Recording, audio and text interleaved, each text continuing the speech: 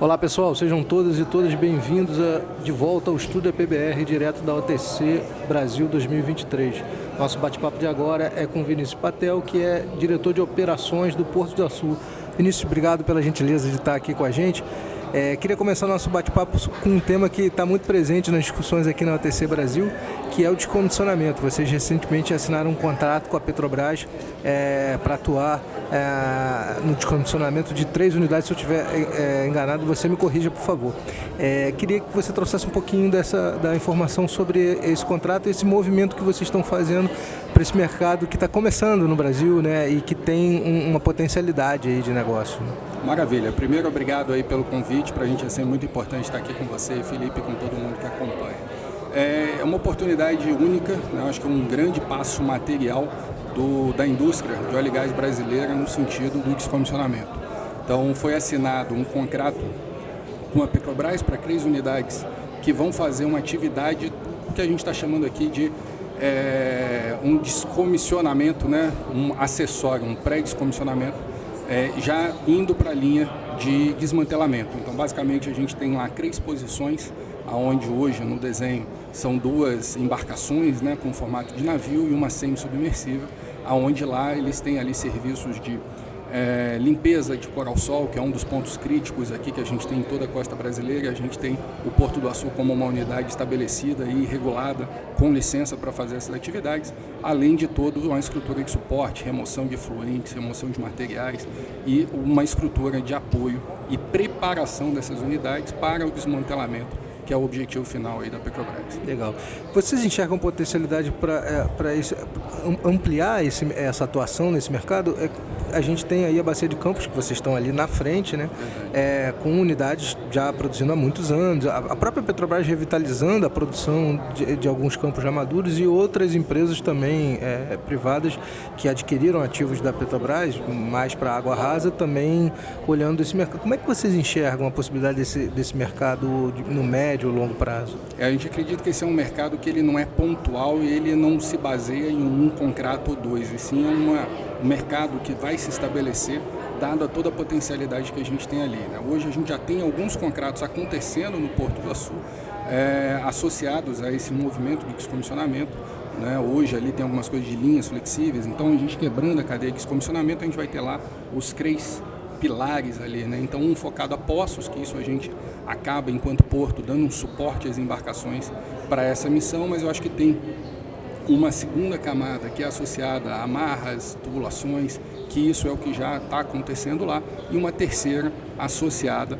a toda a parte topside, né? Toda a parte de estruturas, sejam elas flutuantes ou fixas, que tem uma potencialidade muito grande pela questão geográfica e pela infraestrutura que já está desenvolvida. Temos potencial para avançar nessa qualificação de infraestrutura para um fornecimento de uma solução que a gente entende aí que é integrada, né? Ou seja, desde a parte toda de preparação dessa unidade, desmontagem do topside e avançando para algum tipo de solução também para o casco. Então esse é um dos grandes desafios que a gente tem ali enquanto porto, mas olhando acima de tudo uma cadeia integrada, porque hoje o Açu já está na cadeia do metal scrap, né, da sucata, fazendo inclusive atuações aí de importação para os demandantes no país. Então a gente tem essa cadeia aonde engaja uma solução direta para quem são os donos aí dessas unidades, com o processo de desmantelamento e o direcionamento já para os consumidores finais. Eu acho que é a solução que falta para o Brasil e a gente se coloca aí nesse mercado, analisando e estudando para que essa solução seja desenvolvida em um modelo adequado à realidade brasileira. Acho que esse é um outro ponto. É feito por brasileiros para brasileiros. Então é uma solução nacional, né, de descomissionamento e que precisa ser otimizada. A gente ainda tem uma leitura que o uso de estruturas de construção para fazer o descomissionamento é muito caro. Então a gente precisa avançar para um modelo mais eficiente. É isso que a gente está na busca, buscando parceiros. Mas vocês acreditam que a gente pode ter um mercado do tamanho, por exemplo, que é um mercado no Golfo do México, que tem um mercado consolidado para isso? Assim, a gente pode chegar a um modelo parecido aqui? Eu acredito que ele é um modelo maior do que o óleo e gás. Isso é uma certeza que a gente tem, porque tem indústrias que hoje são desatendidas, e quando a gente pensa no modelo, né, de desmantelamento global, no Brasil tem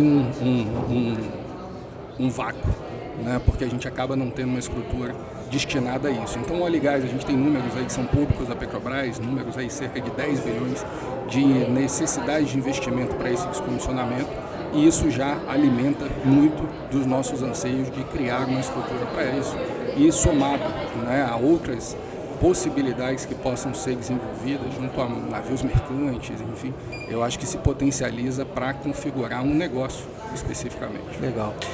O Porto Açul hoje, vocês têm falado muito sobre transição, discutindo muito a transição energética e tem se colocado como o porto da transição. Como é que vocês estão vendo todo o movimento que hoje está acontecendo, por exemplo, o mercado de hidrogênio, que é uma das apostas que vocês também estão fazendo? Quer dizer, você estava conversando antes comigo, antes da gente começar a gravar, é mais do que aposta, vocês já estão trabalhando efetivamente. Materializando. Né? Materializando. Acho que esse é um ponto importante, né? Quando a gente se coloca como o porto da transição energética, a gente está olhando para soluções sustentáveis, para circularidade. O próprio descomissionamento é uma solução de circularidade e a gente está olhando para energias renováveis e produtos de baixo carbono. Então, o que a gente está avançando? A gente começou ainda no ano passado a estruturar um modelo de um hub industrial de baixo carbono e é isso que a gente avançou, conseguimos a definição da data da audiência pública. Então, agora em novembro, 23 de novembro, a gente vai para a audiência pública para aprovação, né, para análise e posterior aprovação aí de um hub de hidrogênio verde e derivados de baixo carbono. Então é uma área aí de cerca de 1 milhão de metros quadrados, então uma área bastante significativa, integrada com a estrutura do porto, para produzir aí hidrogênio verde, hidrogênio azul, então o hidrogênio a partir do gás, mas com a captura do carbono, e fazendo ali dois caminhos, né, de produtos.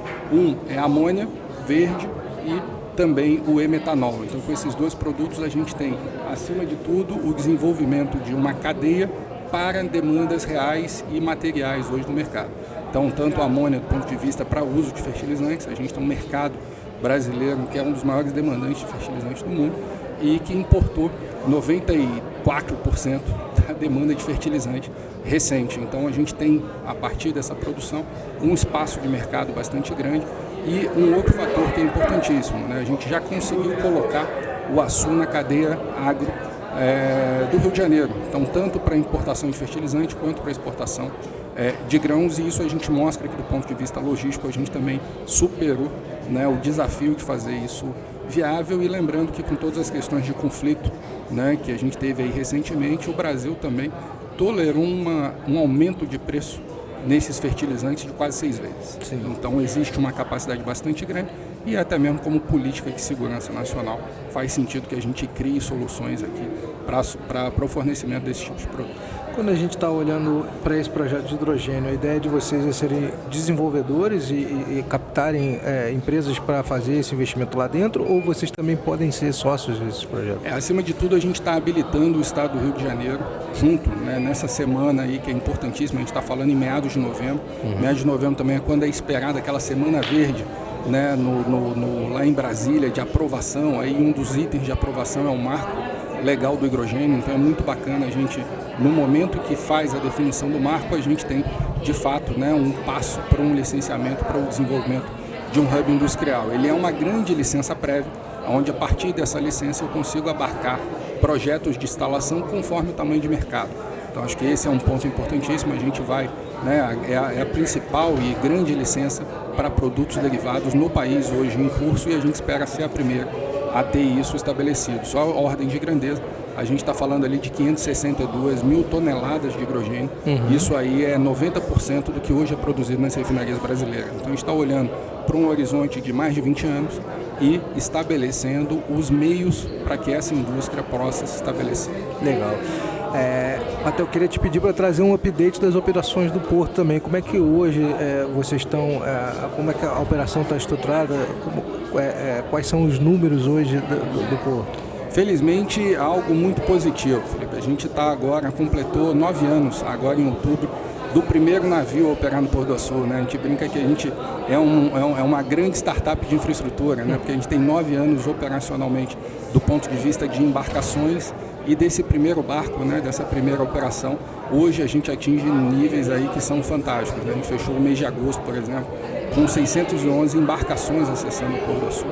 É uma operação muito intensa. Hoje são 11 terminais operando das mais diversas cargas, desde o óleo cru com a Vast, desde o minério com a Ferroporte, a GNA com o GNL, cargas, né, de combustíveis marítimos com o NFX, a própria estrutura da Bport, a Exxon West, uma estrutura muito densa de apoio ao óleo e gás, né, lá no Porto do Açu, e tantos outros clientes que estão instalados, fábricas como Tecnip, NOV, e a gente tem aí números que são muito positivos, né, para relativizar aqui, a gente pega, no ano passado fechamos ali com 56 milhões de toneladas movimentadas no Açu. Só no primeiro semestre desse ano atingimos 44 milhões de toneladas. Então, a perspectiva muito positiva, muito trabalho, para isso a gente está lá, mas muito trabalho de organizar e dar a dinâmica necessária para que o mercado possa crescer, né? Ou seja, a gente estava há muito tempo nessa expectativa de um reaquecimento do óleo e gás e, de fato, a gente está sentindo isso. E não só o óleo e gás, porque a gente está falando de energias renováveis em paralelo, a gente está falando de fluxos de carga de maneira geral, a gente está falando de grãos, de fertilizante. Então, uma potencialidade que a gente tem conseguido explorar aí foi de trazer os clientes para desenvolver projetos juntos no Açu. E um começo de uma diversificação energética no Rio de Janeiro, né? Porque começa por ali, né? Porque a gente ainda é um estado muito do óleo e gás, mas estamos começando a olhar para outras fontes, né? E super integrado aí, tanto com as agendas, né, nacionais e estaduais de transição de energia, e a gente tem no Porto do Açu dois grandes projetos, né? Um deles é um projeto solar de 220 megapico, que esse aí a gente está avançando e com um ritmo muito positivo, e fomos aí agraciados, né, com os ventos que tem no Brasil ali, 3 hotspots, né, 3 locações de alta intensidade e potencial viabilidade. Uma lá no Ceará, outra no Rio Grande do Sul, e nesses 4.000 quilômetros de distância a gente tem um Porto do Açu como um dos pontos aí de grande incidência, com uma vantagem. A gente está no Sudeste, onde 52% da energia brasileira é consumida. Então, o custo todo de transmissão, ele acaba sendo otimizado. Então, a gente tem uma confiança muito grande no desenvolvimento desse processo, e com um outro fator que é fundamental. A gente tem capacidade industrial para suportar essa indústria e ajudar a cadeia a reduzir os custos com um sistema integrado de produção, tanto dos elementos para os parques eólicos, quanto a manutenção durante a operação e o consumo dessa energia com as indústrias sendo instaladas, e por isso se conecta com o próprio hub de hidrogênio verde e os derivados de baixo carbono. Legal. Patel, eu agradeço mais uma vez sua gentileza de abrir um espaço na agenda para bater esse papo com a gente. Para a gente é sempre um prazer e a gente fica aí à disposição para qualquer necessidade. Legal, obrigado. Agradeço também você que está assistindo a cobertura da agência PBR pelos canais da EPBR nas redes sociais. Continue com a gente, assine o nosso canal e não perca nenhum dos nossos conteúdos.